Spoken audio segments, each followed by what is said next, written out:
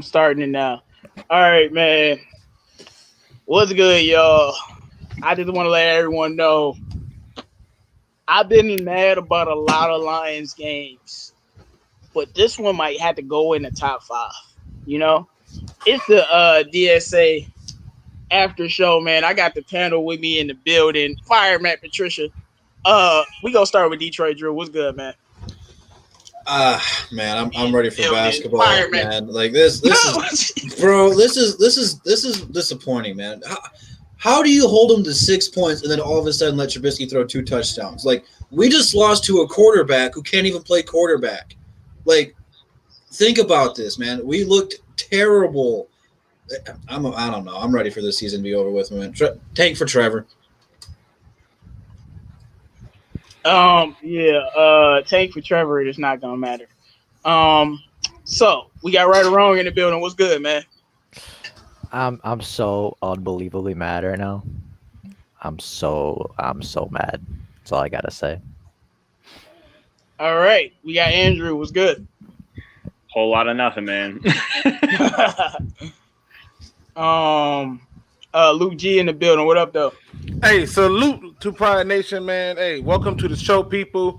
Get your popcorn ready. I'm pretty sure this is going to be a good one. My responses are going to shock a lot of people. But, hey, we here. All right, man. Now, let me introduce the people in the chat, then I'm going to go on my personal rant, and then we can start the show. Because, all right, so let's see. We got Santi J in the building, not a Lions fan, but in the building. Aaron Crumbs in the building, D-Map Zoom in the building, Devin99 in the building, James Holyfield in the building, Frederick Jackson in the building. We got my man PD Sports rocking with us. Make sure you guys subscribe to his channel. We got Jordan Cartwright with us. Hold on real quick, J-Mo. Hold on. Who is breathing into their mic that hard? Like, I can hear it clear as day. Somebody breathing directly into the mic. Like, they really pissed. It is what it is, man. Let's see. We got Detroit Rage, Benjamin Foe. We got Shad. We got Nomis. Let's see. We got Andrew. We got Julian Ghostin. We got Yu-Gi-Oh! Rex. I'm shouting out everybody because we all here together and we all gonna suffer through this together. Now, I just want to say, man, if anyone is going to defend Matt Patricia, including you, Luke, bruh, stop talking to me. And it's not just on him. This is a complete team loss. Everybody messed up in some way, shape, or fashion. And my thing is, I don't understand how Mr. Trubisky let you win this game, and you still didn't want to take it away. He was missing passes that Aaron Rodgers is gonna make next week when we get blown out. Yeah, I said it. So let's just start. Biggest takeaway from this game, we gonna start with you, Luke. All right. The biggest takeaway from this game to me is I got too many. The biggest one for me, honestly, is it's amazing what your team can look like when you have a legitimate threat at running back. That's the biggest take for me. If you have a legitimate threat at running back, it changes. I've seen the Bears players making executive decisions about if they wanted to tackle Adrian Peterson. Why he didn't get the ball more is beyond me. Beyond me. How does that? I'll tell you why. Matt Patricia philosophy, that Bill Belichick running back by committee philosophy is a bunch of BS unless you Bill Belichick. I mean, listen. Look, JGB says, of course y'all blame the coach. I didn't blame nobody. I blame everybody. Of course you blame the coach. He's the fucking coach. Listen, I didn't blame nobody. I'm not. Come on, JGB. I'm not. Don't come in here with that, JGB. We've blown the most fourth quarter leads since he's been in the NFL, bro. Listen, like, come on. Listen, all I know is opening week for Matt Patricia 0-2-1. That's his record. His game against the Bears, 0-5. His game against Mitchell Trubisky, 0-4. A game where Mitchell Trubisky was so horrible. But I'm not blaming nobody. I told y'all off rip that I'm not doing none of that. This is a season where I cannot get upset. They won't upset me this season. I enjoyed the football game. We lost. Okay, off to the next one. Yeah. Okay. Ryder, man. Well, what's your response, man? What's your biggest takeaway? The Lions can't get out of their own way. They just can't. The Bears did not beat the Lions. The Lions beat the Lions today. JGB, I need to send you a link because you're not about to sit here and defend Matt Patricia after what we just watched. But like for real, like come on, bro. Like, why? How many more excuses are you gonna make for this man? He hasn't won on opening week. But anyway, and he's had leads in every single game in opening week. But Drew, biggest takeaway from this game, man. Personnel, like our coaching adjustments are so god awful on both sides of the ball. I seen an RPO with Matthew Stafford at quarterback. Yeah, that was. I watched Matt Patricia call a timeout on defense because Tracy Walker was lined up one-on-one with Jimmy Graham, and then what did they do after the timeout? Line him up one-on-one with Jimmy Graham so that way he gets an easy touchdown. Like, what the hell is that? Like, if you're going to call a timeout, change your personnel out there. Just put the same thing out there. I don't know if he had to go to the bathroom, take a leak, or what he had to do, but it doesn't make sense to me at all. JGB, you heard what Drew just said? That's why it's Patricia's fault.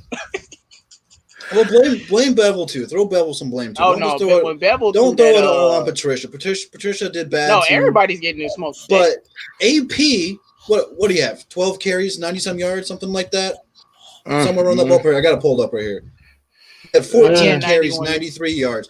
He averaged 6.6 yards per carry. And we stopped feeding him the ball. Why?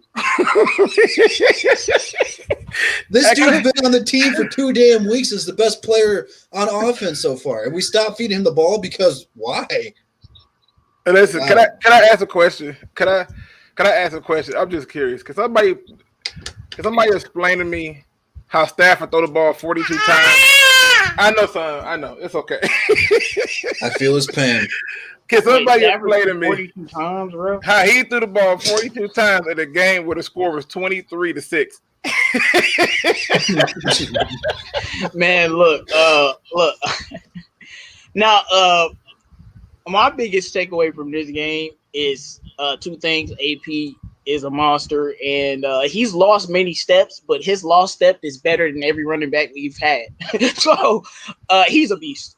And Quintez Cephas is he definitely has some drops that piss me off, but some he's drops. pretty good. He had a lot of drops. What do you mean he's pretty good. And TJ Hawkinson, I told you, we saw what he did. But real man, you there, man? You there, bro? Yeah, man, I'm just upset. Biggest takeaway, man. Yeah, like there's a lot of takeaways. Oh my god, like it's just such a hurtful game, man, because I really was feeling, and I might have just cursed us, midway through the game, but I was feeling like with the lead we had, in the third quarter, I was like, man, this really feels different. This feels like we're not going to lose this lead, and I think I cursed us. So I'm sorry, everybody. But dude, oh man, I'm just so hurt. But the biggest takeaway to me is that, some way, somehow we're going to find that L. You know what I mean? It's just like, it sucks. It really sucks, man. Yeah. So like I said, man, this is multi-layered. And to me, it's like I'm gonna tell y'all what I feel about this game. This game has disappointed me so much. I don't even care who we blame. I just want to end the season because Stafford, you deserve a lot of blame. Some bad throws, an interception in the fourth quarter. Not even the pick. Forget the pick. Throw the ball away, you idiot! What is wrong with you? Getting sacked, you idiot! Now, like, oh my god, I don't care about the pick. Throw the y'all lucky I'm trying to stay calm. Throw the ball away. I was about to say some words. Okay, we got Stafford out the way. Darrell Bevel, it is 2nd and 3. What, 4? And you call I just gotta laugh because I've never seen something so stupid. You think Stafford is Lamar Jackson? That's cool. Jamie Collins. Hello. Oh, congratulations. God. Oh my god. I don't understand.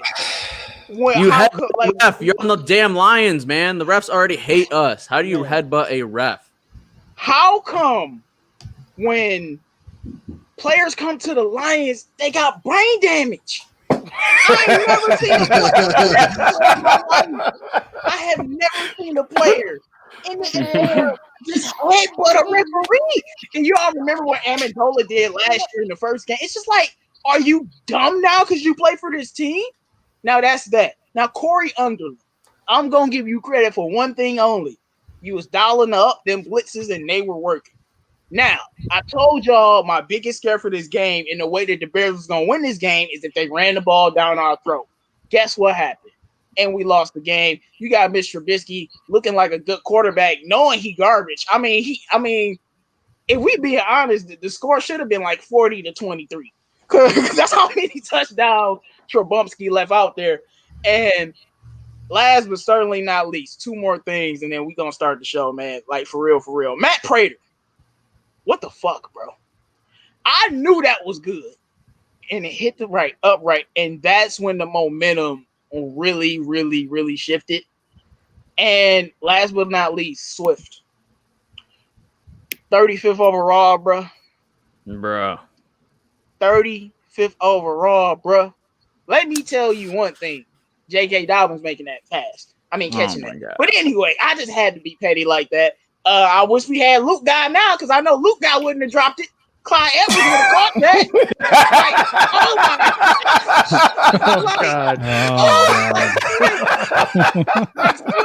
I'm like Stafford, come on, Stafford. I'm like, Stafford, come on, man. Fourth quarter magic. I know you can do it.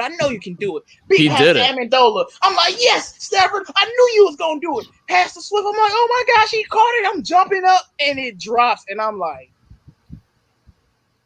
Yeah, that was my response. That moment of silence right there. Stafford made the throw, man. You made the game-winning throw, man. Swift lost the game. He's gonna get blamed for the interception.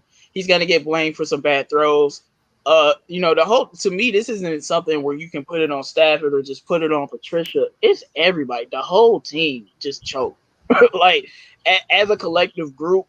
And the thing that hurts me the most is even with that choking, Swift was supposed to catch that. Like, it was right there. It wasn't like, even with all that, we would have been coming here today saying we 100% losing to the Packers next week because of how we played, even with a win. But it's just like, I'm just done with this team. I think I got a lot of hot takes, Jim. We're gonna let you in the show. But my hot take before we get the show started for real, we started 0-4. All right, Jim, what's good, brother? Nothing at all today. Oh, how predictable do you have to be? Yeah, AP is the only one that don't get blamed. You're right, PD. That's the truth. I mean, I said AP would get 100. He got 93. He gets 93 yards. Stafford almost passes for 300 yards, and we still lose when we're up 23-6. It's coaching, dude. It's coaching. It's play calling. It's non-execution in critical situations. Just boneheaded decisions by players that know better. Jamie Collins. Mm-hmm. Just stupid stuff over and over and over again. We have to deal with this year after year after year. And am I done? Man, and I do want to say something. I got to retract a statement that I said. I was very, very disrespectful to a special man that plays for the Detroit Lions named Kenny Golladay. Mm-hmm. Yeah, we can't win without you, bro. Because I feel like even in that same situation, if we had Kenny Golladay, the same situation I'm talking about all the way through when they were coming back and everything, the same situation, bro. I think we win that game. And Mondo Moore, he told me, this is exactly what he told me, and I was upset with him, and I told him we might lose this game. He said, I don't trust the Lions, but I trust Stafford. And that's why I'm picking us to lose. And I'm like, you know me, I'm a Stafford. I'm like, how could you not trust Stafford? Do you trust Stafford? We're going to win. Well, Stafford was trusted. He gave the ball to Swift. So, and we lost. Of course, he threw a pick. That's terrible. But let's just move on a little bit. So I want to talk about Corey Underwood's first time calling the defense. Guys, what are your takeaways from his first time as a defensive coordinator? We're going to start with you, Drew. Look, I mean, anytime you can hold an opponent to 6 points at half, that's a good thing.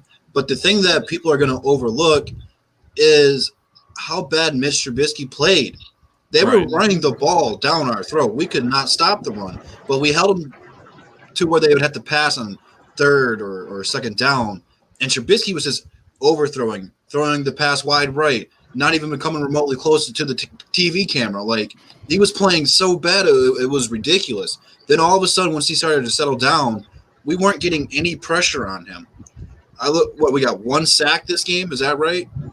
We got 1 sack today. 1 sack and 3 missed ones. 1 sack. And then we forced a fumble on that play and knocked him back 20-some yards, but then we didn't do anything on it on the offensive side. But that's not the question. We're talking about the defense. Look, there was a couple of picks that we could have had that we dropped. But when you don't get any pressure on the quarterback at all, you get 1 sack on Mitch Trubisky. Why were you not throwing everything at this guy? You already had their team down. When you don't put pressure on these guys, Mitch Trubisky's been in the league for 3 years now, 4 years now. He's still a young player. Confidence can change, and we have seen this every time we have played a young QB. They have struggled in the first half, the first 3 quarters. But because we don't dial it up, because we think we have the game won, look, they scored 21 points on us in the 4th quarter. We scored 0. I'm not talking about the offense. You can't give these guys opportunities. When you are up, you have to throw everything at them. And sure, you're going to get burnt, but we played prevent coverage, and they still scored 21 points on us. We're not stopping anybody. Blitz them. You get 2 more sacks, that's 2 more stops. That's a touchdown taken away. I'm tired of the crap, bro. Like, be aggressive. Throw everybody at them. Hell, send all 11 guys to the quarterback if you have to to get pressure on them that way. I don't care, but I'm tired of us not doing it. I'm over it, bro. Like, it doesn't matter who the defensive coordinator is. At the end of the day, Matt Patricia is the defensive guy. If it's to the point where we can't trust our DC, have Patricia call it, so that way he's 100% responsible. There was just too many mistakes defensively, and I was going to go ahead and give this team a pass because they haven't had any preseason. But then I'm like, well, no other NFL team had those excuses, so why would I give them to the Lions? So I expected the Lions to be rusty. I expected the Bears to be rusty. But you can't play like that, man. You got to – no matter if you have preseason or not, coaching doesn't need preseason. The players need preseason to understand it, but you have to put your players in the right positions to win, and we just did not do that today at all. Yeah, and I do want to say Mundo is right. And I see people – this is what I want to do to all the Lions fans listening. Can we just – we've been Lions fans for a while. Can we just stop making excuses for this team? When they continue to show us certain things, you know what I'm saying in the chat, we didn't have Galladay. Trufant and Coleman went out. Trufant and Coleman went out, and we were up 23 to 6.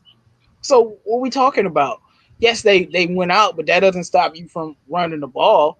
Yes, they went out, but even when they were playing, AR-15 was going off, and Mr. Trubisky was missing wide open throws. It wasn't like Trufant dropped the interception early on. It wasn't like these guys were balling out. And I'll just answer the question. I thought Corey Underlin was very good situationally besides the 4th quarter.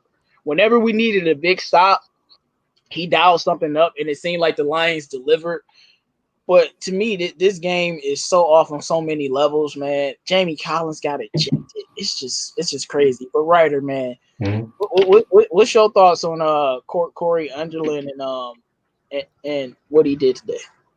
I mean, I like the blitzes. I like the fact that he brought more pressure than we saw last year. I thought that was positive.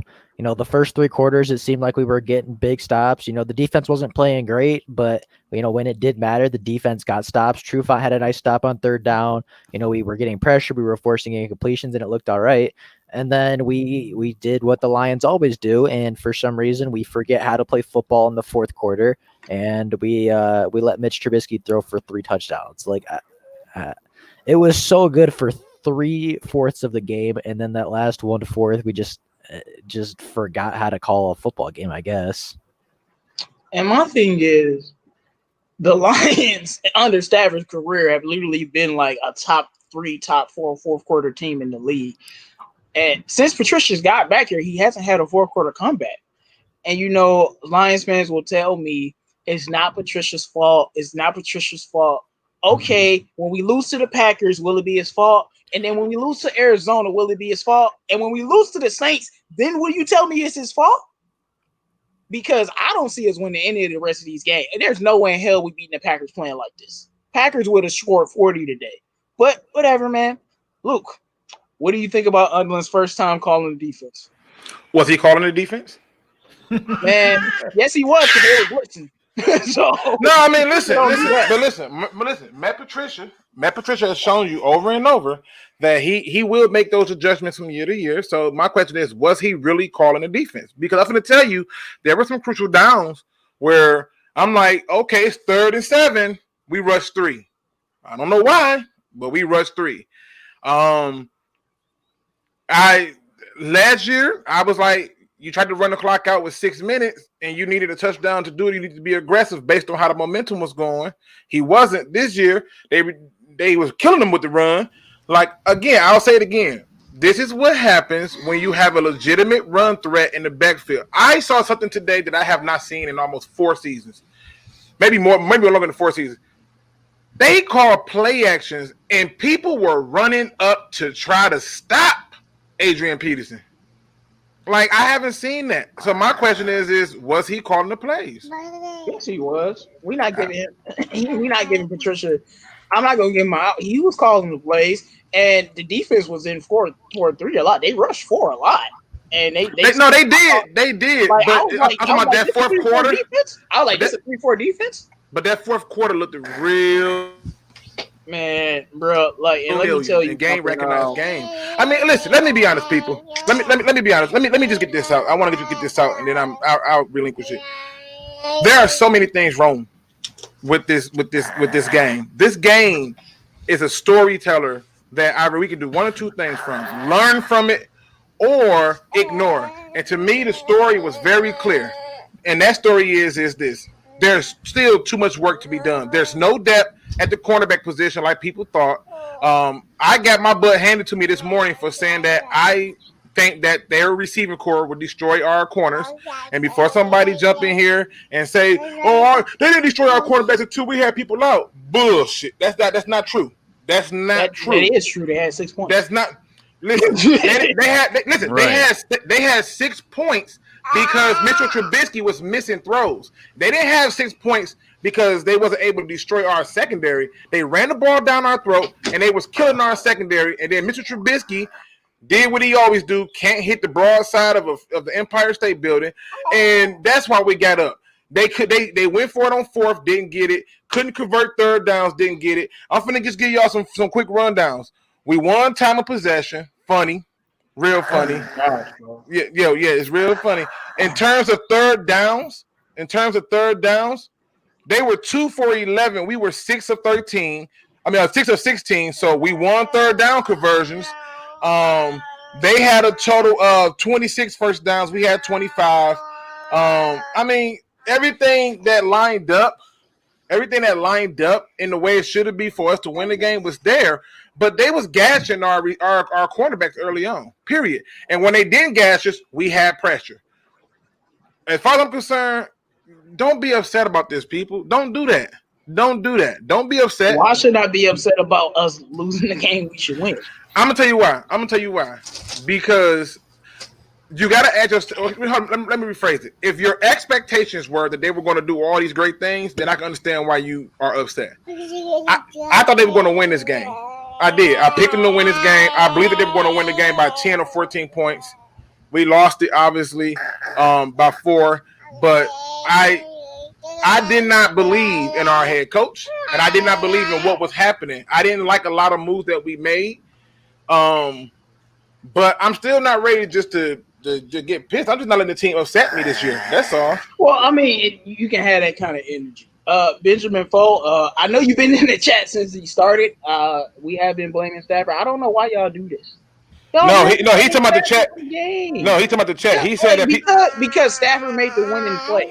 No. He's talking about the chat. There are people in the chat. He's saying are talking about the kicker. There are people in the chat who are talking about Swift, but he's like nobody's talking about the interception from Stafford. He's not talking about us. He's talking about the chat.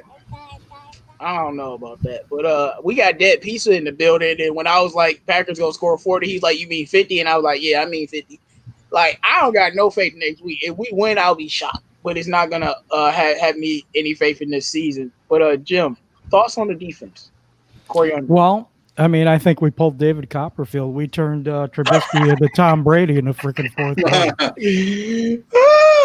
How the hell do you do that? You have 3 quarters where it was kind of touch and go. But we held them to 6 points, but a little bit more. And I think they scored in the third. I want to say it was the third, maybe it was the fourth. I'm so angry now. I can't even remember right now. I'm so mad. In the fourth.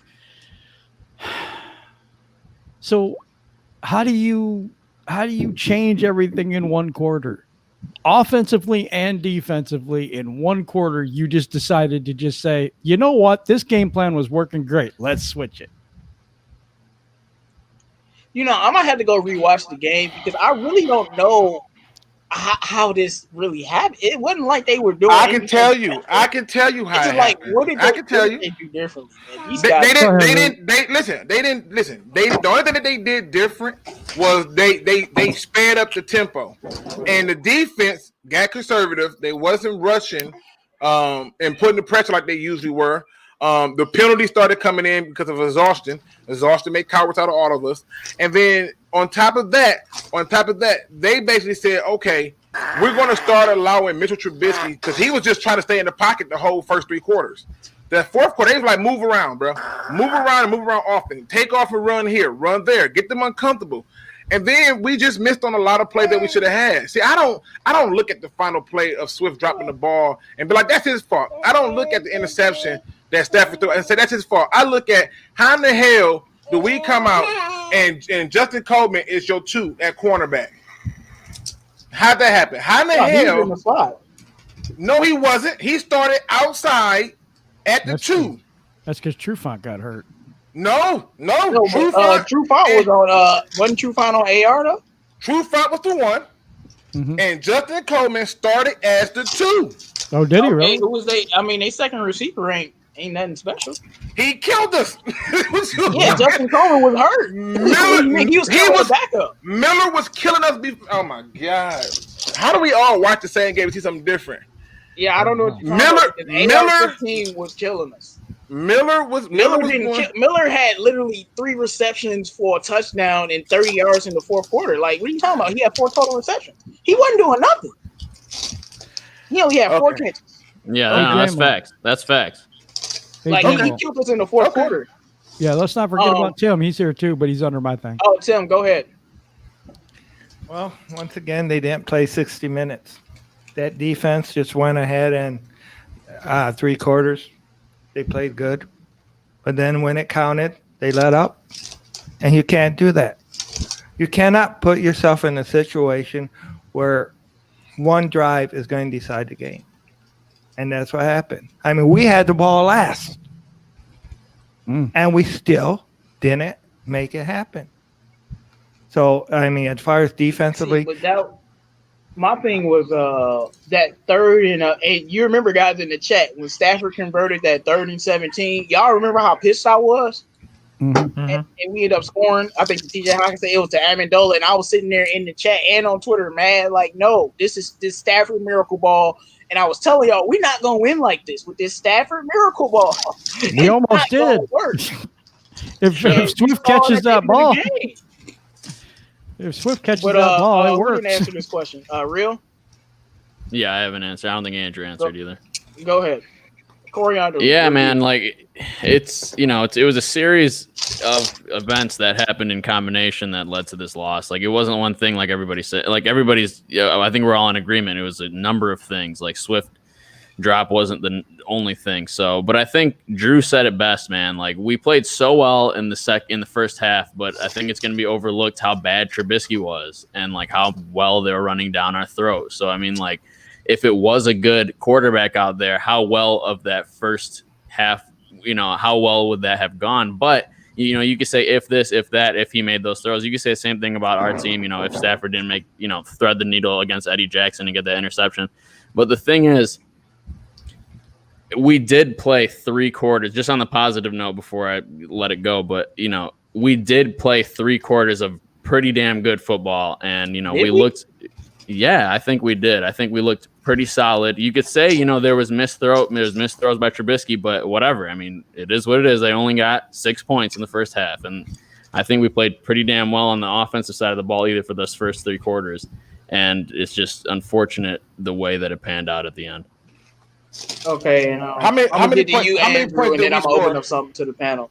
I just got a question. Real. How many points did we score in the first half?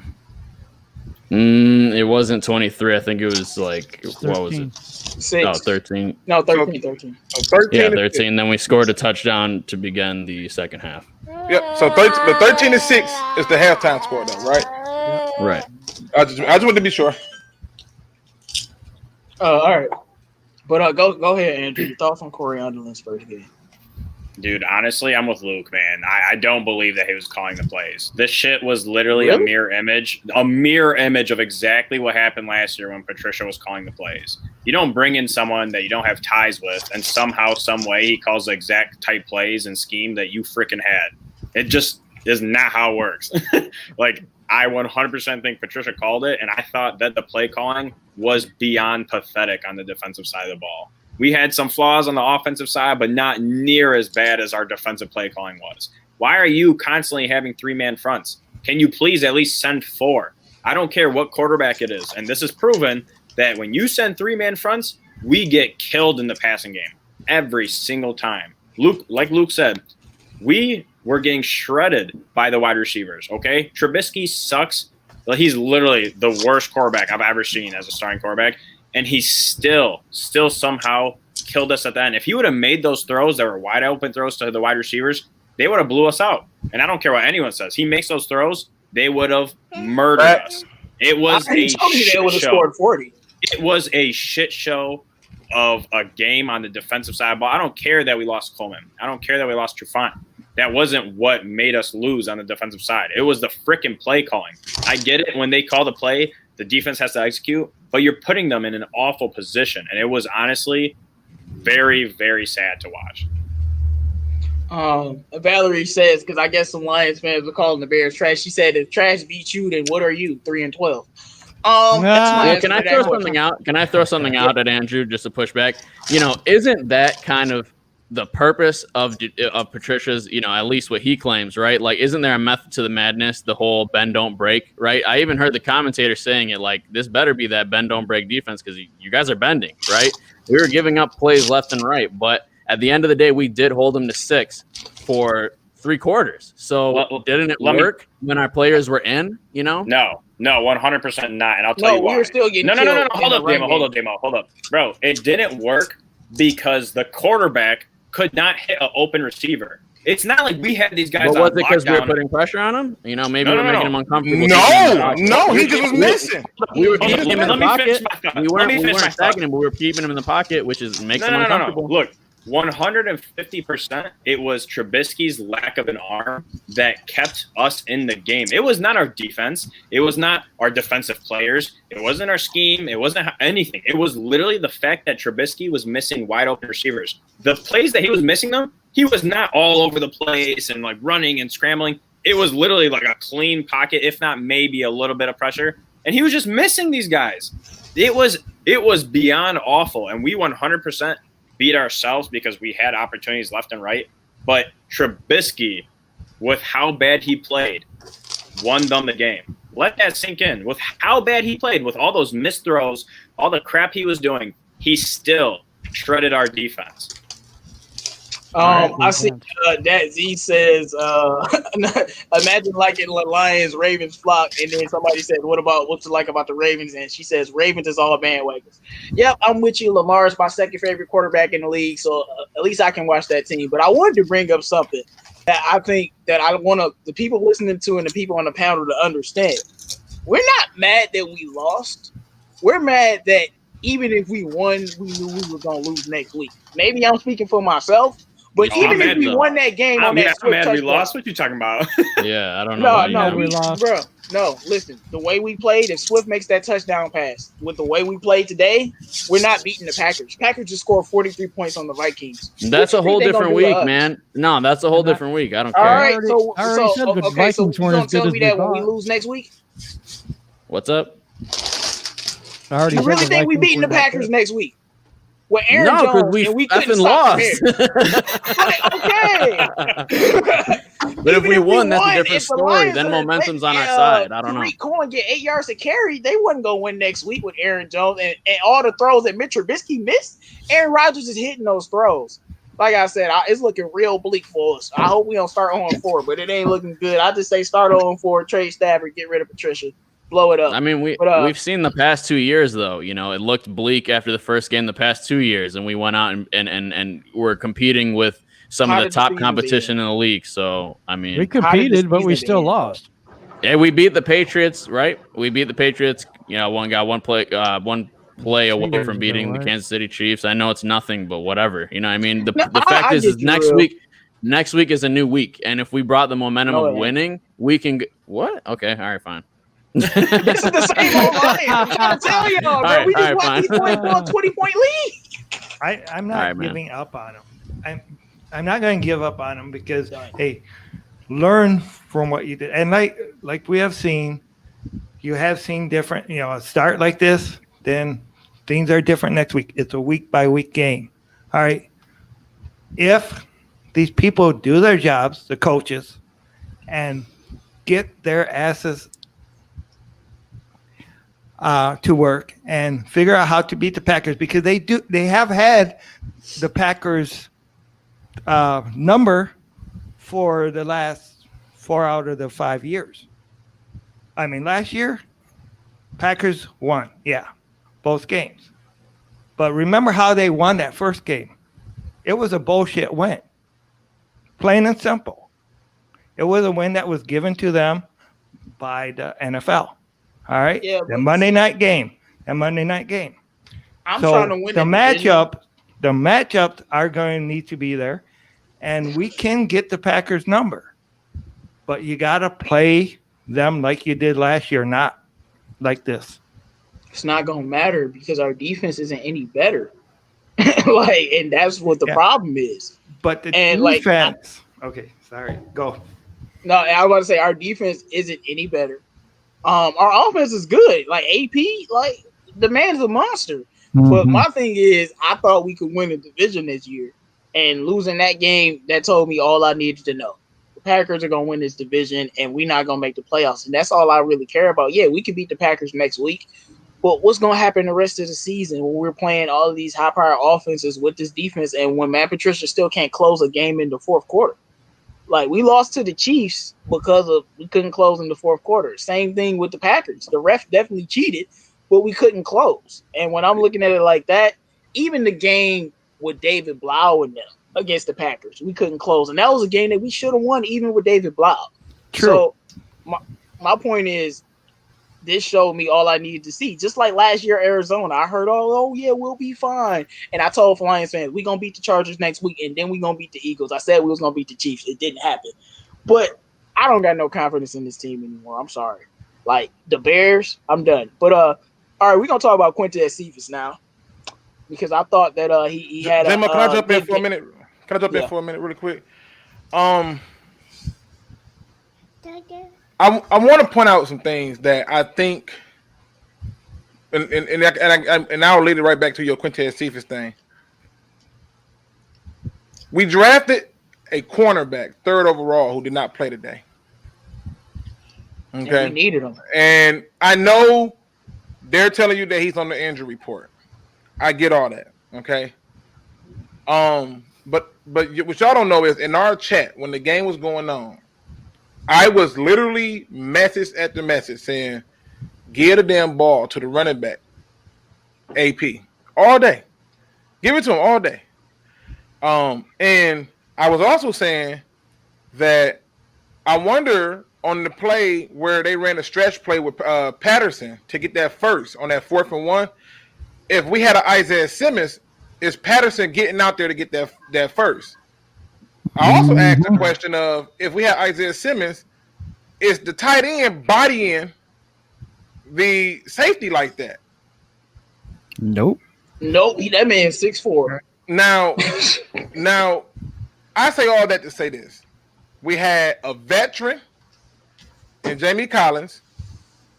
who for whatever reason thought that it was better to give you a physical demo than a verbal one, and got ejected. No He excuses. just wanted a day off. Yeah, I mean, no excuses. He wasn't using his head. No pun intended. Oh my god. We had Jelani Tavai make a crucial mistake. We had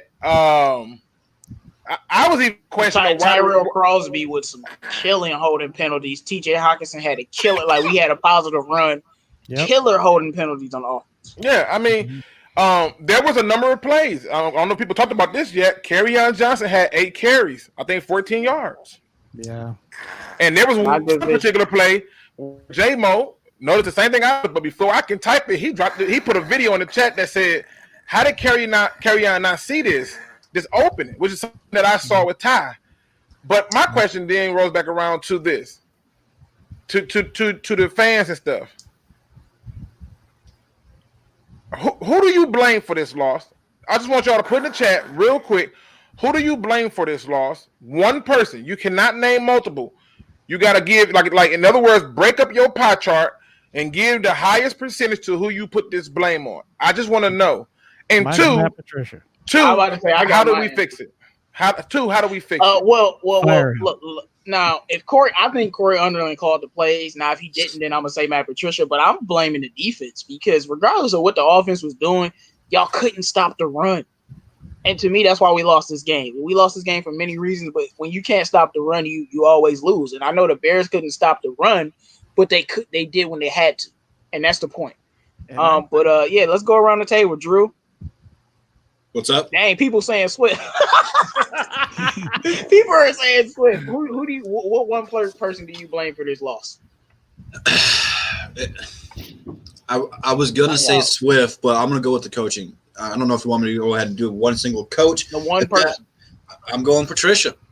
Look, at some point in time, people, you can't just keep giving this guy excuses.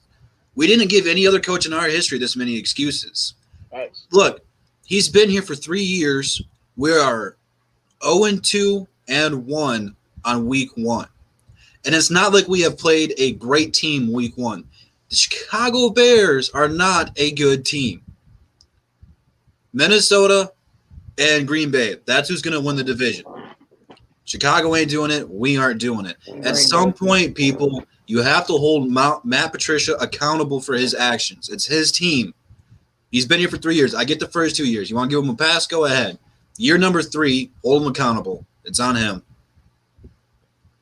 All right. What about you, Jim and Tim? I put it on Patricia as well. You got to get this team up. You're up 26-6 or 23-6, and you can't hold the lead. And this is not an aberration. This is normal. This is what we do. And how come you can't make adjustments? And how come you can't change things up to the point where it's like, you know, the other team's coming back. Okay, let's make some adjustments. Let's go back to doing what we were doing well, or let's make an adjustment of what they're doing well and counteracting it. We don't do that. We didn't do it with Arizona. We get up 7-0 to the Jets and get pummeled. I mean, it's not enough to be leading in the fourth quarter. It's not enough to be in the lead in like 14 some games last year. We have to finish, and this coaching staff they just don't know how to do it, and it falls on the head coach. I put it on Bob Quinn for not getting Isaiah Simmons. I mean, hands down. Oh, that's what I'm talking about. Yeah, I mean, it's been drafting. I mean, Kerryon Johnson before drafted a injury-prone running back. I mean, come on. You got to draft the right people. You got to build the right team. So yeah, and I see people in the chat talking about Trevor Lawrence. Do y'all not realize that we won't be bad enough to get him? No matter. So we could keep be. dreaming. No, we won't. The Lions will find a way to not be the worst team when they need to be the worst team. That's just like no, you're right about that. Yeah. General says Simmons ain't doing nothing right now. Simmons is playing in a different defense. So I'm not. And our linebackers wasn't doing much, you know. But all right, Ryder. I blame Bob Quinn for firing Jim Caldwell. Ooh. All right. Because Oh, the Detroit Lions were perennial playoff contenders. They went to the playoffs 2 out of the 4 years Caldwell was here and missed it by not even a game in one of those other 2 years. So they were perennial playoff contenders. They were winning in the division. They had a positive record all 4 years in the division, I believe, when Caldwell was here. And for one reason or another, Bob Quinn said, yeah, but I like Matt Patricia. And we haven't won 9 games in the 3 seasons that Matt Patricia's been here so far. So I blame Bob Quinn for firing Jim Caldwell. Ryder with the best answer of the day. Because you won't find a Jim Caldwell fan in me. I'm not a fan of him.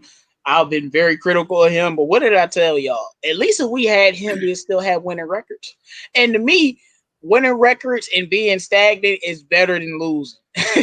So, like, and one thing that I loved about Jim Caldwell, and I've said this plenty of times, he won in the division. Mm-hmm. Matt Patricia has never beat the Toilet Care Bears, and you can't beat them with Mitch Trubisky. 0-5. 0-5. Like that is pitiful. Like Caldwell, we won in the fourth quarter, and he beat the divisional opponents, and he beat the teams we were supposed to beat. He might not could have got us over that hump. Well, guess what? Patricia ain't gonna do it either.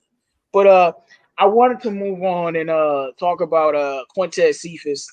Pretty bro, you gonna keep skipping me?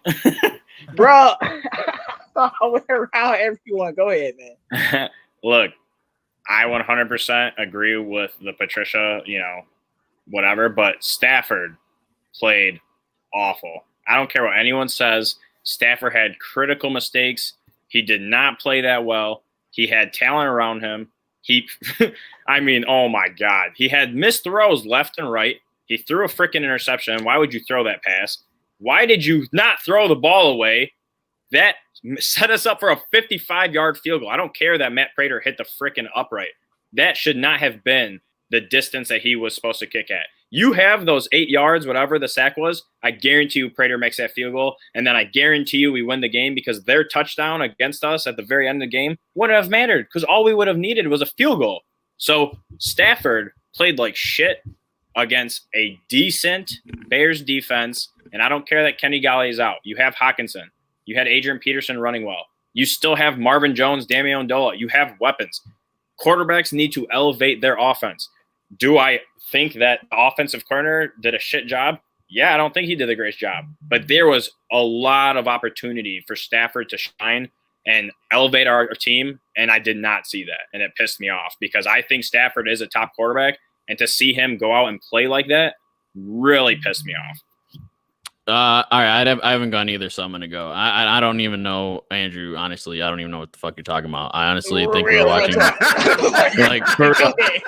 think we're watching 2 different games because he was making spectacular throws. He made like 3 mistakes. The biggest. Listen, I don't even look when Stafford's threading the ball through the needle against 2 defenders into the end zone with Hawkinson and stuff like that. I don't care if he's trying to thread it through the needle with Danny Amendola and Eddie Jackson, pops the ball up and they get an easy interception.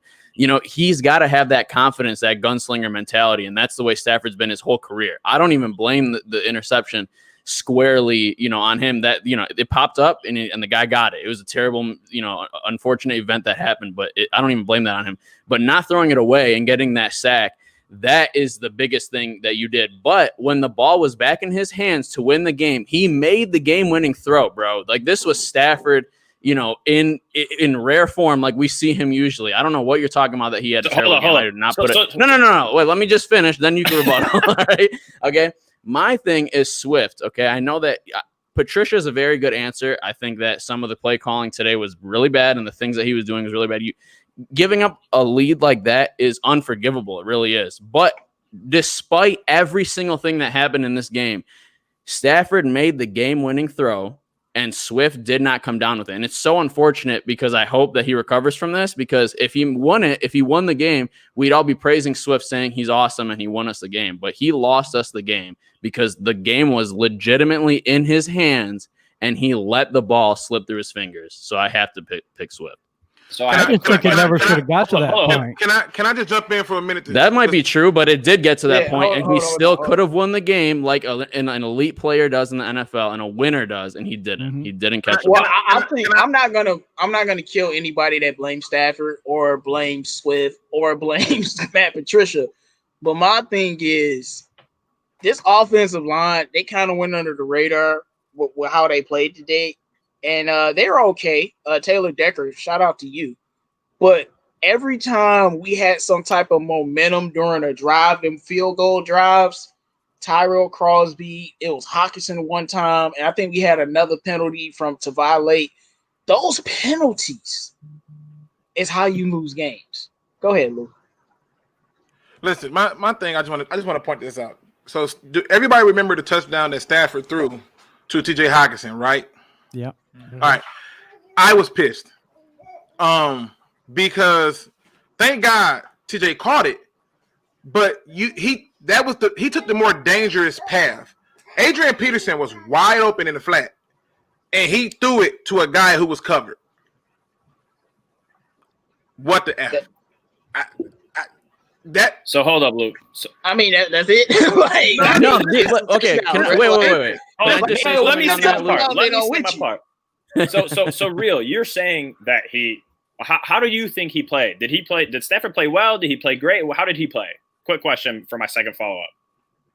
I honestly, overall, I think he played very, very, very, very well. But there's about three mistakes that brought him down. But other than that, he played phenomenally, in my opinion. Okay, so one, if he does not take that sack, what happens?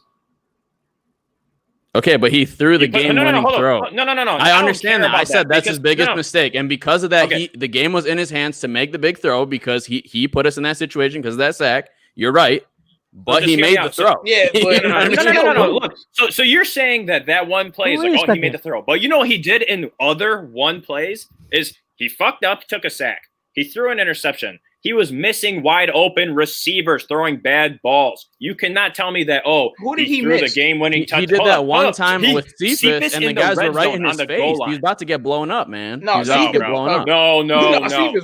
we're up 20. You can't tell me that, if he threw the – yeah, you can't tell me that, he threw the game-winning touchdown when he also threw and did all that other crap. Stafford did not play well. He threw the ball 42 freaking times. You have an elite level quarterback. Yeah, and he threw almost 300 yards, man. He killed it all game. Out. He did not kill shit. All he did was kill my dreams. But we were up 26-6. Does he play defense too? Right. What do you want him to do? Like, how do we get the lead? You're telling me Stafford put us in the lead? And you're telling me, can he make a tackle?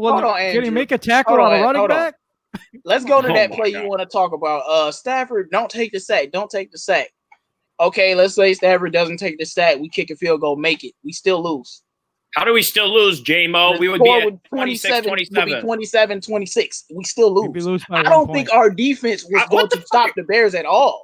Bro, that's not the point. That is not the point. We kick a field goal. They score. No. We kick a field goal. They score a touchdown. We have the ball. Stafford drove down the field. We kick a field goal. We win, bro. Stafford screwed us. I don't know what you guys are talking about. No, you're right on that. It's going to work perfectly. And when the Lions have showed us, when we get the ball back in those situations, we lose the damn game. So you can't just assume, we kicked the field goal. Stafford's going to get the ball back and close the game. The Lions just proved that they can't do that.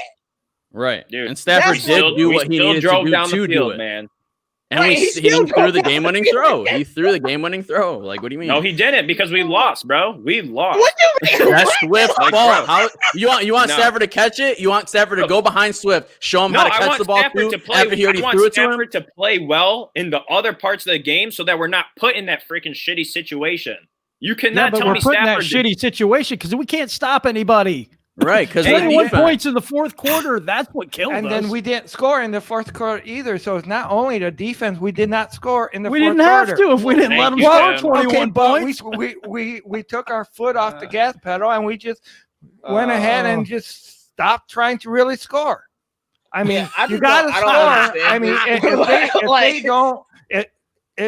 if we score one time in the fourth quarter, a touchdown, or two field goals, we win the game. So it's not only the defense, and I'm not blaming all on Stafford. Right. We would have. But Yeah. not. But it's once again just putting it into one possession. Right, because the defense could have stopped them from scoring 21 you're not points. getting me to believe that the defense would have stopped them. Like, I get that, but what I'm saying, if you're going to blame one person for having a trash game, you also have to blame the defense who couldn't stop anybody at the end of the game. Because That's it's not true, just Jim. one person. That's 100% true, but it's all the stuff that led up to that. And for me, it's coaching and the conservative play calling in some in some situations. The dive play, let's put it on Stafford formula that we love so much. This running back carousel is retarded because you saw Kerryon go out there do a bunch of nothing. Then we put AP back in the game, and now all of a sudden we're running the ball. Kerryon shouldn't have even got those snaps. But let's talk about Cephas because we like we got haven't heated. had a chance to talk about Cephas yet. Okay, I'm not, man. This game is this game. But what do you think Cephas can be as a player after watching him in that first game? Because to me, it's gonna be an up and down thing. But I like what I saw. Like 4.7. Y'all sure you ran that? But all right or wrong, we're gonna start with you. I mean, you know, I saw a lot of good things out of Cephas, and I've liked Cephas since we drafted him. I thought he was a great pick. I thought he was gonna be one of the steals of our draft class, and I thought he played pretty well today. You know, he made a couple big catches, dropped a pass or two, which is expected out of a 5th-round rookie. Like I didn't expect him to come in and catch everything, but for the most part, I thought he played pretty well for being a 5th-round rookie that was just thrown into the game because all of a sudden your number one wide receiver goes down. I thought he stepped up and played pretty well. All right, what do you think about this, Will? Man, I liked what I saw. I think he had a couple drops that I was very disappointed in that were straight to his hands. But other than that, I think that he showed some promise. I think he made some big catches, and I think that you could really see that they trust him enough to give him this much volume after Golladay goes down. Well, you don't agree? No, I just saw a comment that said we going to the NFC title game. Like I couldn't. Well, when we buy our tickets. Yeah, buy your cardboard cutout for the stands now.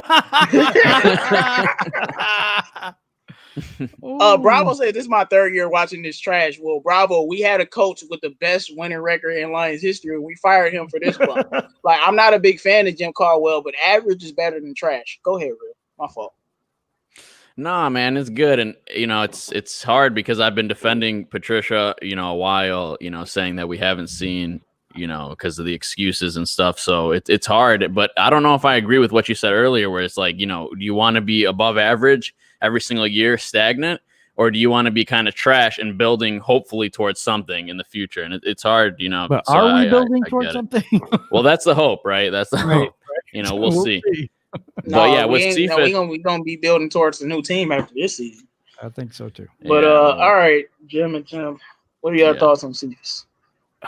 3 receptions, 43 yards. He averages 14.3 in his first game. Hell of a first game. Dropped a couple, but that's expected from a rookie. And I'm kind of expecting big things from Cephas. I liked what I saw. His route running is really good. It's still a work in progress because he's a rookie. But I thought he tore it up pretty good today. Yeah. Yes. And basically, I'm going to second that because, I think once him and Stafford work more together, I think he will catch a lot of those drops that he had. And, it's Mark acquainted with our offense, comfortable with it. Shoot, he can be a big difference maker, and that's what we need. All right, Luke, thoughts on Cephas? I was disappointed. I was very disappointed. He was targeted, I believe, 9 times. He caught 3 of them. Mm-hmm.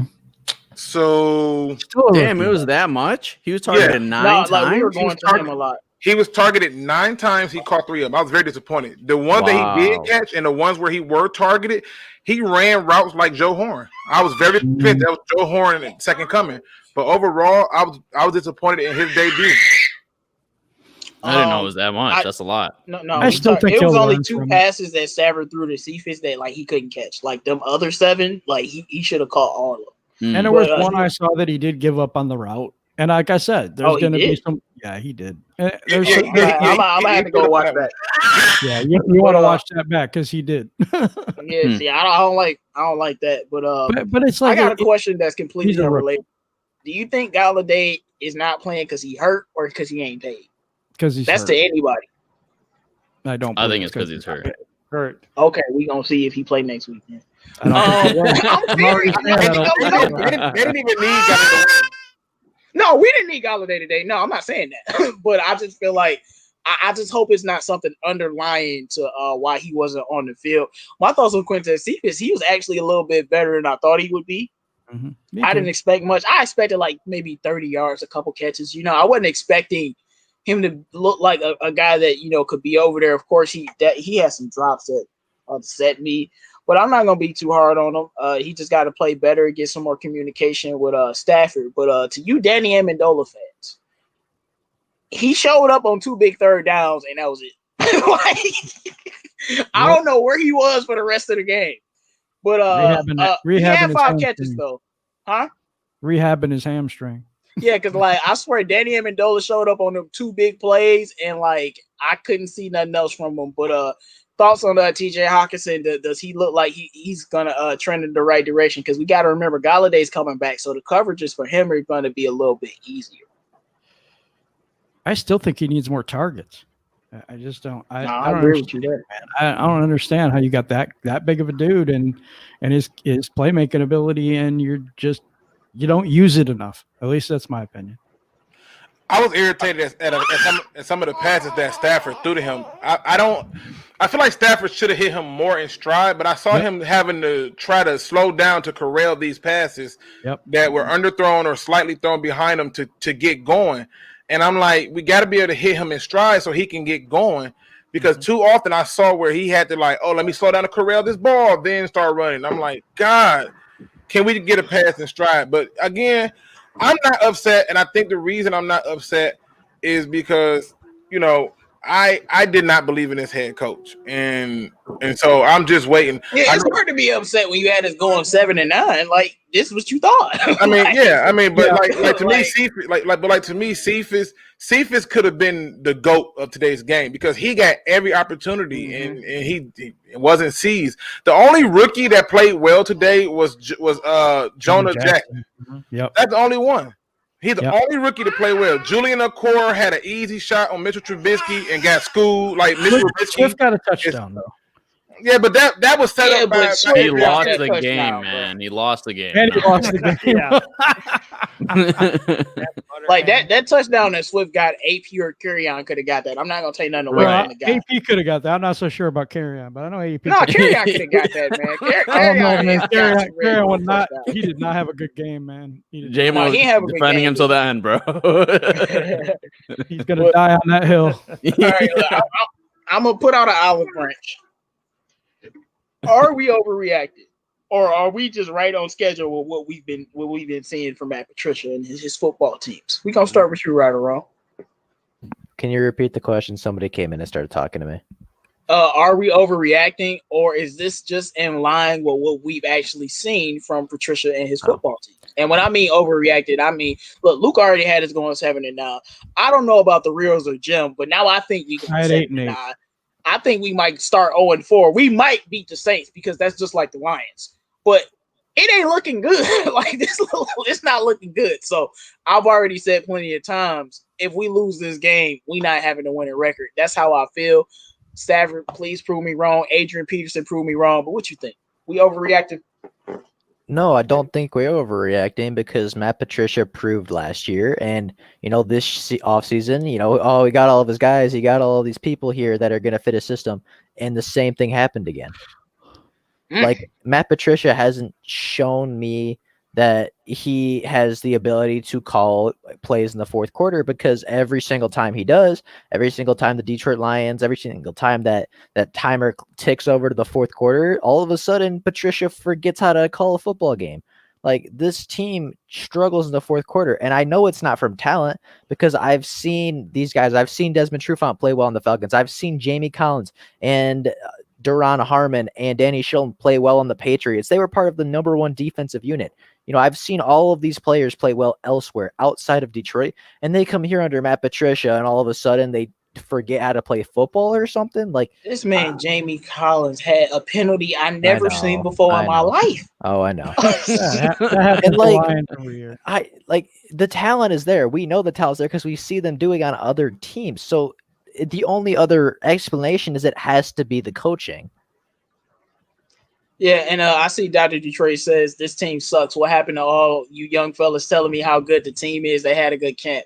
Hey, I'll always have a disclaimer every time I talk about the Lions. We got to be healthy in the first game. I said it last year. We healthy 11-5, but if we lose that first, if we don't win that first game, it's a wrap. I said the same thing this year, and I'm keeping that same energy. But I saw JGB. He had and I wanted to respond. So he said something about it's a new defense and it's overhaul. But then again, same stuff, different season. And that's what I'm harping on, because to me, I don't even have to be that hard on Matt Patricia. But you don't lose this game, bro. I don't care what you got to do. You do not lose this game. I don't want no excuses. I don't care if we ended up 1-15. You don't lose this game with this lead against Mitch Trubisky. But it is what it is. Andrew, man, what's your thoughts? Are we overreacting, or are we keeping that same energy? Dog. I'm always trying to be optimistic and stuff, but this is just like I can't. You're trying to buy that olive branch that I tried to put out. The feelings I felt during this game, man, was the definition of a roller coaster. I mean, like, how can you always start the season just getting you lose the games you should win, and then we're probably going to go beat Green Bay, and we're going to beat the Saints and just get obliterated by the Cardinals or some shit. Like, where is I truly believe we beat the Saints now. I realize we're going to beat them. Like, I don't understand how you want to be a good team, but you can compete with a Kansas City last year, and you can compete with a Green Bay last year, which were winning teams, Super Bowl caliber teams, and then you lose to freaking Trubisky, bro. Like, it looked like he could have done anything. I swear to God, if they had Foles in there or any other quarterback, anything, and we didn't change a single thing, it would have been the worst game I probably would have witnessed as a Lion. It would have been worse than the Jets game against Sam Darnold week 1, bro. Like, this is very concerning. Like, outside of the health, this is very concerning. And one of the real, I don't know if it was. Touch up really quick. Yeah. We got 75 people in the chat, 26 thumbs up. We gotta do better than this. I know we took an L today, but we gotta do better than this. We all here together in this misery. Yep. But we gotta do better than 26 thumbs up on the 75 people in the chat type of video. Please, because we got enough misery already. We got enough problems. Secondly, J-Mo, let's switch to I did see a lot of good things in this game. No, I was gonna talk about some more things. I don't think everybody answered the question, but that's okay. Just go to the next one. Let's get to the good, because I want to point out the things that I saw that was really good. There were 4 things that stood out to me that was so damn good. That's my thing. AP. I can't harp on the good when I know we're gonna have a losing season. Like, what's the point? Hey. Like, but all right, man. Biggest takeaway from this game on offense that you love. That's what we're gonna do, offense and defense. We're gonna start with you. Go ahead. The size of the damn holes that they was making for Adrian Peterson. Yeah. Oh my God, people! I have not seen a Detroit Lions offensive line part the Red Sea like that since I don't know when. This man had the biggest holes I've ever seen. I was so happy to see that. Joe Dow, that grown man right there. One of the runs that AP got, Joe Dow completely destroyed Akeem Hicks. And I was like, I felt like they opened the doors up just for me to heaven on that moment right there, because that's how big them holes was.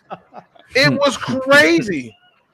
Now, Now, Blue and Silver make a good point. Those holes wasn't there for Carry-On, though. That's because Carry-On he was running with his eyes closed. But I'll show you. That's not true because Luke was talking about a video that I sent them, and I posted on my Twitter.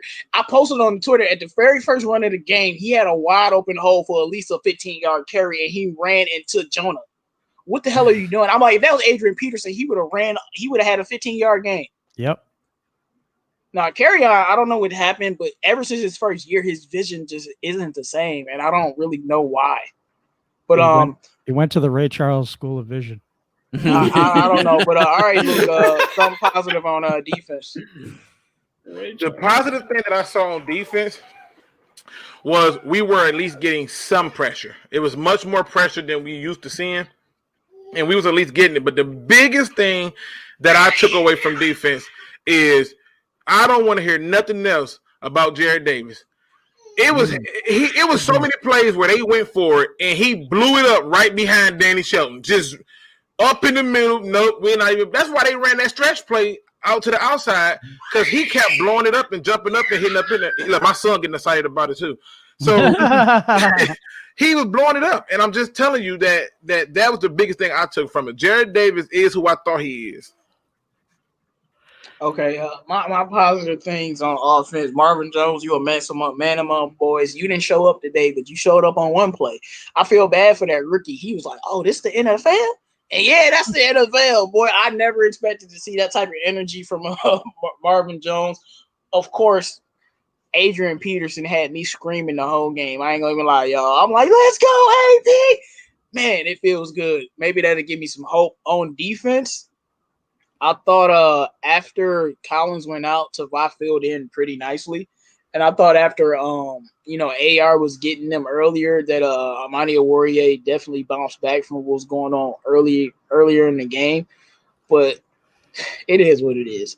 Jim and Tim, you guys turn positive things from offense and defense in this game. Offensively, it's got to be Adrian Peterson. I'm looking at that guy and his eyes on the when he's on the outside of the field. You know what I'm saying? They zoom in the camera and that dude just looks hungry. That dude just looks like you see the intensity in his eyes. And I think that's something that's lacking in the rest of our running backs. I don't see that in everybody else. His vision is amazing. His power is amazing. I think he gets people to play for him. I think that he has that kind of infectious personality. It just looks like that to me. That's just something I see. So AP on offense. Defensively, I'm going to go with Danny Shelton. I thought Danny Shelton blew up the middle. I thought he did a really, really good job today. Underrated, probably not watched a whole lot, but yeah, he was blowing people up today. So I would say AP and Danny Shelton. Now, Danny Shelton has some plays where he is looking like a grown man. So, all right, Tim, what you think?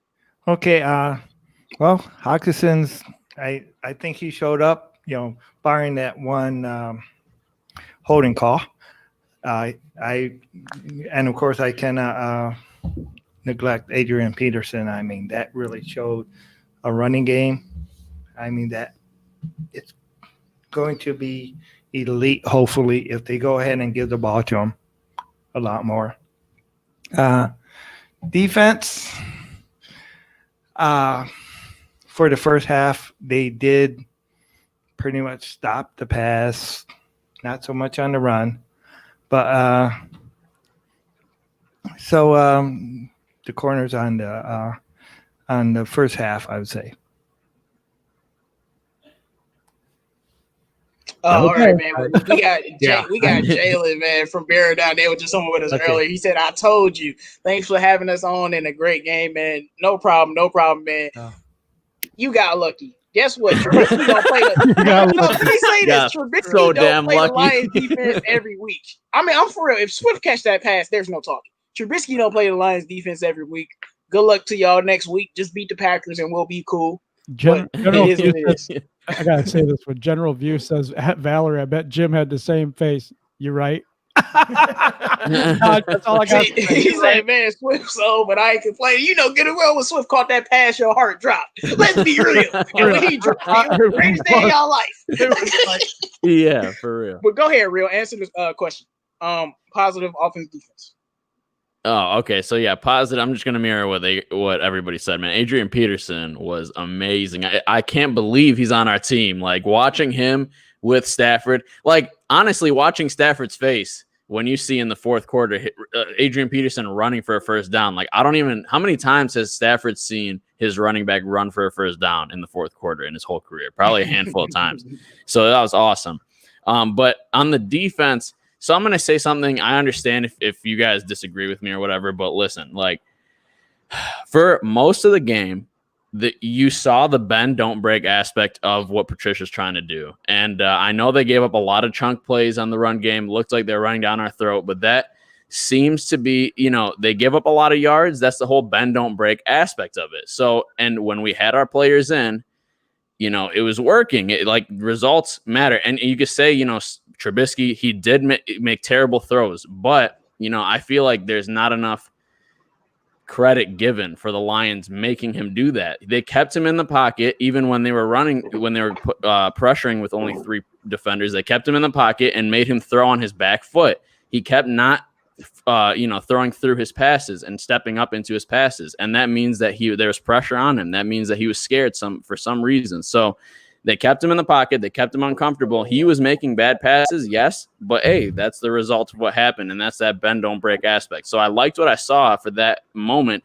And when they did blow us up in the fourth quarter, I'm just going to say it. We didn't have any of our starting cornerbacks in at all. And our best linebacker was out. So, you could say it's not an excuse, no excuses, but it is an excuse and it sucks. And we should have won. But, those are the positive things I saw from the defense. Well, I'm gonna be honest with you. I don't want you to use that. Our cornerbacks wasn't their excuse, but I do think it would have been much harder for them to come back if Trufant was on Miller instead of if Trufant was in, if Okuda was in, and if Justin Coleman were in, it would have been a different story. I do think they definitely would have made a difference. But when you up, what were they up 20 points or something? You gotta win. But and Jamie Collins too. Yeah, don't get me started on that. Like I've never seen that before in my life. Like I can't. Bro, like I said, when you put on the Lions uniform and you play for a different team and you not Adrian Peterson, apparently you got brain damage. It's like it seeps into your helmet and you just start doing stupid stuff that you've never done for any other team. True. Go ahead, Andrew. What's your thoughts, bro? Yeah, obviously AP played phenomenal, but I'm going to have to go with TJ Hawkinson, man. I liked what we were doing with him. I thought he played phenomenal. I need you to say that again. Look, he was very efficient, okay? I thought he played really well. He had some plays that, in all seriousness, he shouldn't have caught some of the balls, but he had some big man, grown man plays. And on the defensive side of the ball, I got to say Danny Shelton. I said he was my favorite acquisition in the offseason because he can blow up on defense, man. This guy can kill offensive lines, and you guys were able to see it, and that just kind of helps our linebackers do their job. Ryder, did you answer this question? I have not answered this question. Go ahead, sir. All right, so offense, I got to give a big round of applause to Taylor Decker because he stepped up today. He I don't want to say shut down Khalil Mack because Khalil Mack definitely got his blows in, but Taylor Decker stepped up and was very solid today. I was looking at Taylor Decker a lot during the game, and he had his shots on Khalil Mack too. It wasn't a one-sided battle. Taylor Decker stepped up and played very well today, so I think that was a positive on the offense. And on the defense, there not a whole lot of positives to take away, but I think I just got to echo that. Danny Shelton played fairly well. He blew up a lot of the offensive linemen for the Bears, and I think that he is probably one of our most underrated free agent signings. Yeah, I was going to mention Taylor Decker. I see why they extended you, bro. Because I ain't even know Khalil Mack was in the game.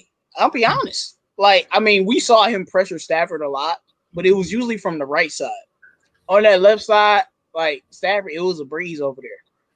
So mad props to him. We definitely gonna need you to show up next week because it don't get any easier. The Packers got pass rushers. They just came off of scoring 43 points. I know Minnesota has a new defense, but their defense ain't no better than ours. So it is what it is, man. But make sure you drop your questions in the chat because we gonna wrap up with the show, man. We need to detox. We need to cry ourselves to sleep. And only Luke, because Luke not gonna cry himself to sleep because he expected us to go 7-9. Yep. So he don't got no worries. But the rest of us who had one semblance and ounce of faith in this guy called Matt, like why is he not fired? Well, okay, this is the last question. If we lose next Sunday, is Matt Patricia fired? And go. Start with you, Jim. Oh, I thought you was gonna start with me. No. See, I had you there for a moment, didn't I? No, I don't think he is because I think they're going to ride this train right to hell. Wow. What about you, Tim? I don't think so, and I would not be surprised knowing the Lions organization if we have a losing season and he's back next year.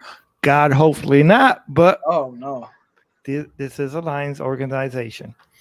Luke, we start off 0-2. He's still here. I don't listen.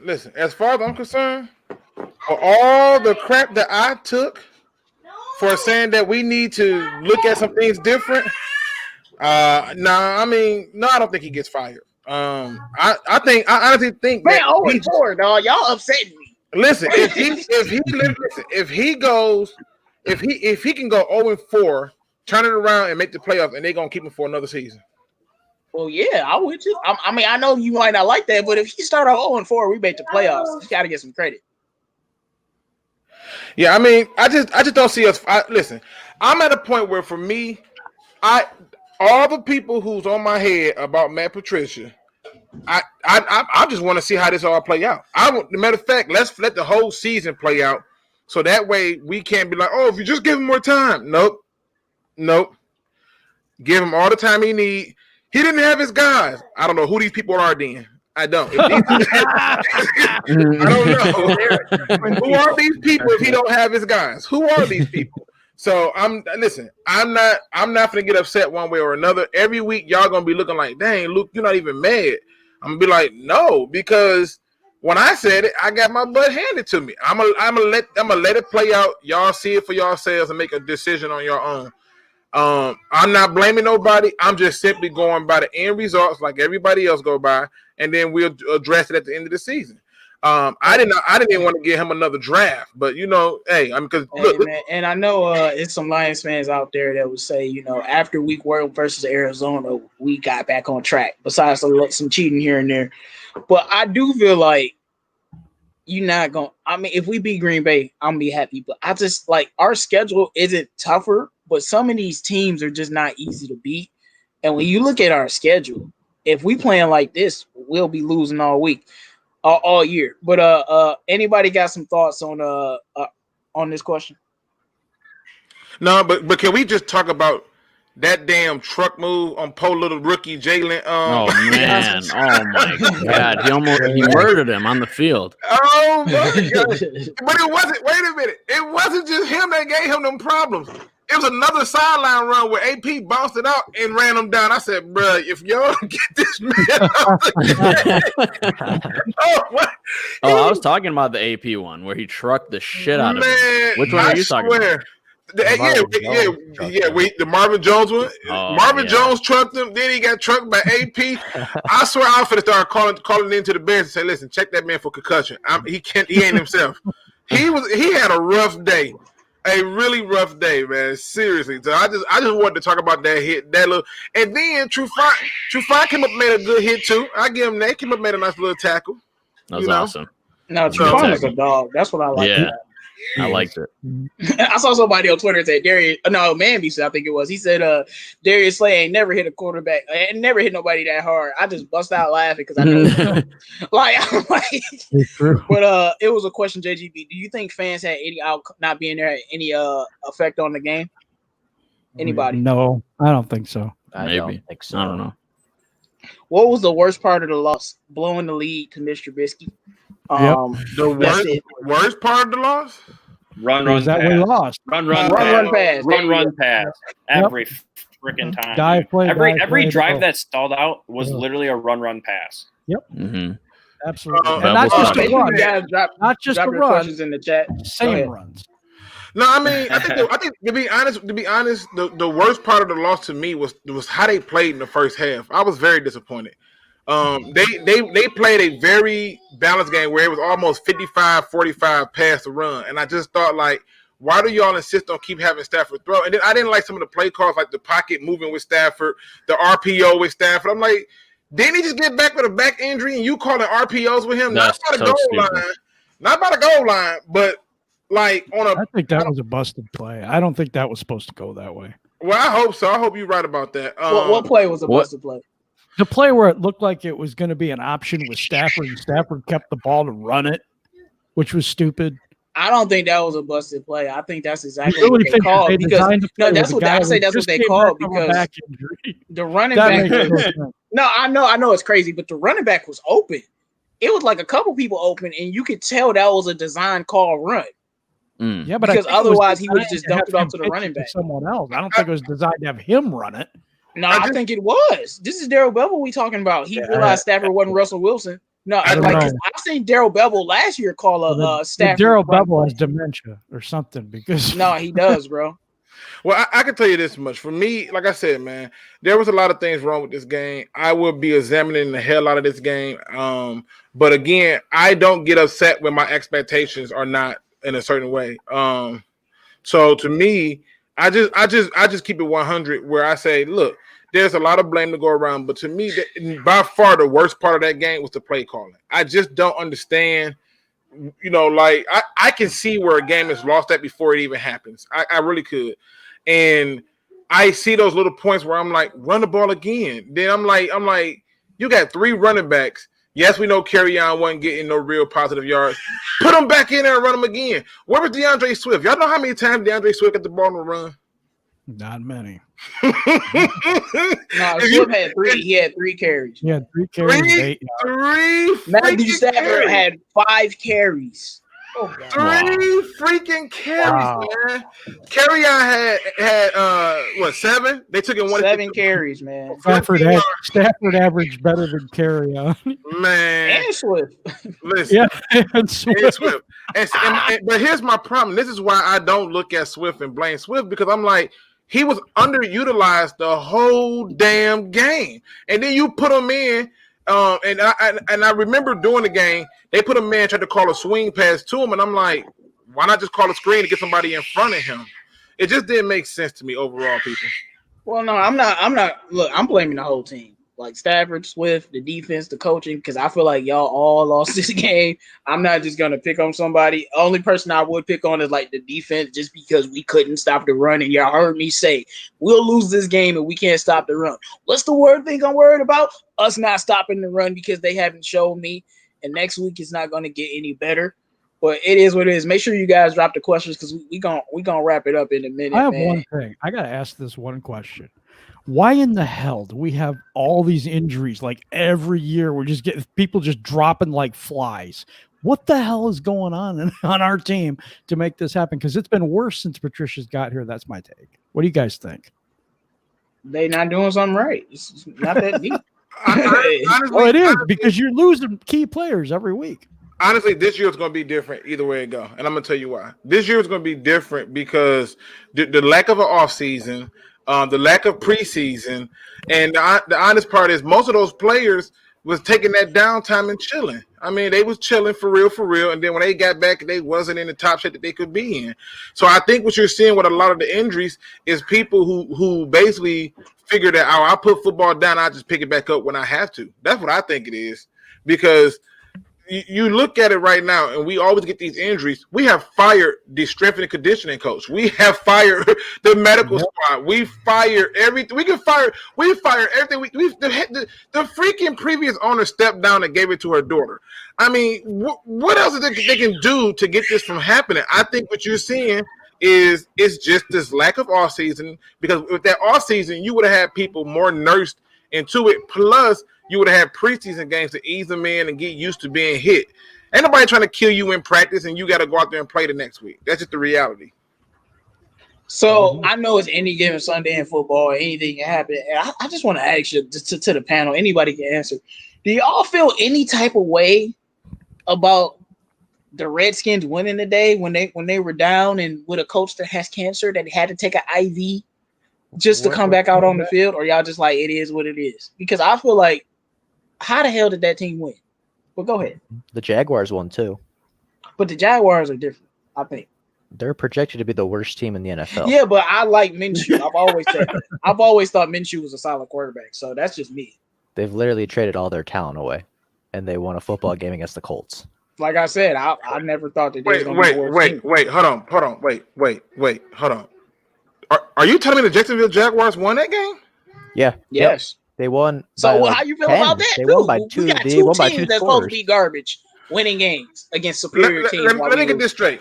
The Jacksonville Jaguars with Gardner Minshew, Lord knows who at running back, they destroyed their whole defense, beat the Colts who had Phillip Rivers, Jonathan Taylor, Marlon Mack, T.Y. Hill. You telling me that's what happened? Oh, Minshew threw like 3 touchdowns. Minshew was going. No, Minshew was a good quarterback. I don't know what people talking about. I'm not saying he's not a good quarterback. No, I'm not saying it. I'm saying the rest of the team has been demolished. Was they the home team? Yeah, hey, Coach defense, man. Rated Minshew was 19 of 20. Oh my goodness. Hold on. Listen. Okay. Oh God. Okay. I thought I could make it through this show and not get mad. People. Okay. All right. If the Jacksonville Jaguars end up having a better record than the Lions, that's what I was alluding to. Them in Washington. Like, I'm not saying they will. Did Washington come back? Yeah, Washington. Yes, they beat the Eagles 27-17. That's why I brought it up. Give me a moment while I mute myself. And that's why I brought this up. Other teams that I would say exclude the quarterback, because we know Stafford is an equalizer. But as a franchise, other teams around our ilk, they won the day when they weren't supposed to, but we lose. And I just feel like that's a little bit eye-opening to me, to be all honest. Make sure you guys drop the questions in the chat. We're about to end it very soon. I'm back. Man. I'm good. I'm back. Oh, okay. So Marlon Mack has a torn ACL. I'm back. That's understandable.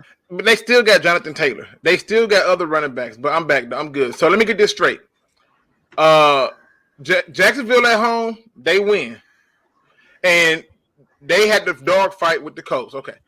Last time I checked, the Washington football team was down. They at home, they win. We up 23-6 and lose. And we not going to talk about, okay. All right, I'm good now. Listen, I told y'all they're not going to upset me this year, and I feel better. I released my negative energy, and I feel better. I'm just looking for all those people who was talking about how great this head coach is. I'm just waiting for y'all all to stroll back up in here and tell me how good he is. Oh no, they'll be back next week after we upset the Packers. Oh, look at what Patricia did, and then when we lose to the freaking Cardinals, we'll be back in the same situation. So listen. Did y'all listen? Okay, so I'm watching 2 games right and now. Cincinnati gonna win is with somebody. I think they are gonna win. I picked them to win actually. So. Cincinnati's winning right now. Yeah. Well, this is unfreaking believable. Okay, I'm watching 2 games right now. And I'm being honest when I say this, man. I'm watching these 2 games. I'm watching the Bucks and the Saints, and I'm watching the Cardinals and the 49ers. And I remember pounding the table saying that the Lions should draft Budda Baker, and that Budda Baker is who the Lions should take. This man already at halftime got 8 total tackles. Already. Isaiah Simmons got 2, but Isaiah Simmons is all over the freaking field.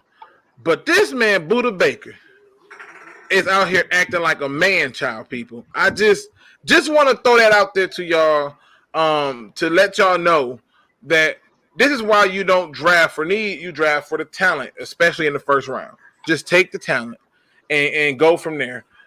Because our 3rd overall pick, we have yet to see him yet. Not a preseason game.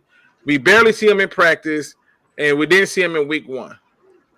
You know what hurts me is we really needed him today. and like, I'm not saying he would have made a difference, but I trust him over Darryl Roberts. And even though he's a rookie, who knows? He might have got torched, but like, we really needed him today. But look, y'all, we've been talking for a while. I'm gonna just wrap up the show, man. It is what it is. I'm gonna go rewatch the Ravens game so I can feel good about Lamar Jackson.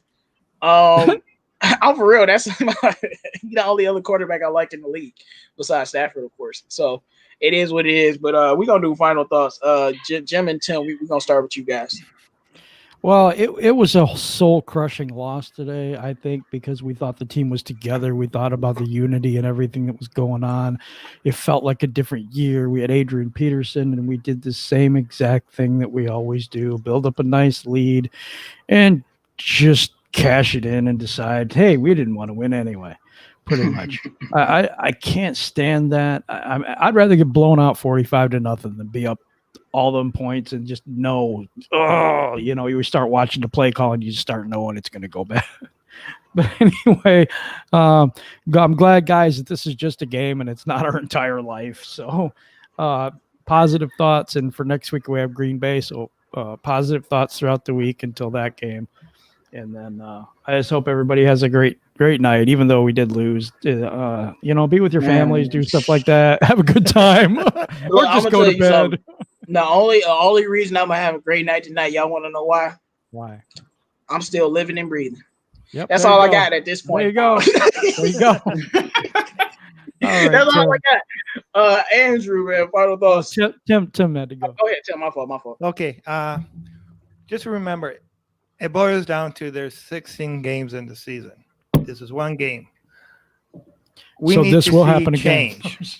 We need to see the play calling change. We need to see the ball given a lot more to Adrian Peterson. I think he has proven that he should be the lead running back. And I also got to see more targets to TJ Hawkinson, get Galladay back in there. Shoot, things could be a lot different. And go Lions.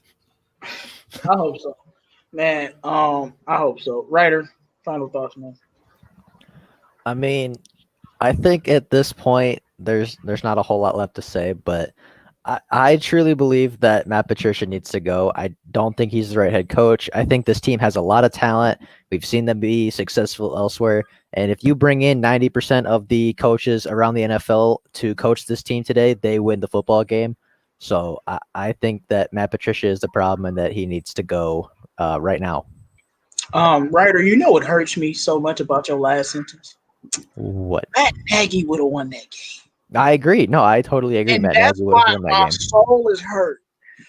And Matt Nagy, he was making some coaching blunders, but I know he would have won that game. Just like you said, 90% of the coaches, they just don't lose a 23-6 lead. But it is what it is, man. Real final thoughts, man. Yeah, guys, we're going to go into Green Bay and we're going to kick their ass next week. All right. Then we're going to see how the rest of the season goes. We might slip in the wild card spot. We're probably not going to win the division, but hey, just, everybody keep your head up. Let's see what happens. But if we don't make the playoffs, we got to fire Patricia. That's it. Look, my thing is I actually have confidence next week. We may win, but I want a division title. Because I want to win a playoff game. And this showing me that that's not going to happen. Who knows? We could still win a playoff game. But, it's just not good. I say fire Matt Patricia. I don't see any reason that the man hasn't won a home opener.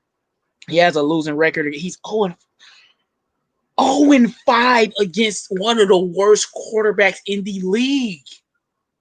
How is that possible? You got a better record against Aaron Rodgers than Mitch Trubisky. That's inexcusable, and I don't think he's ever beaten the Vikings either. Am I wrong? So what is that, like 0-8 against 0-9 against Minnesota and Chicago?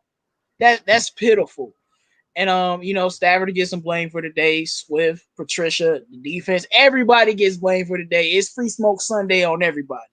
But all I gotta say is, if the Lions want to turn it around, give AP the ball 25 times a game.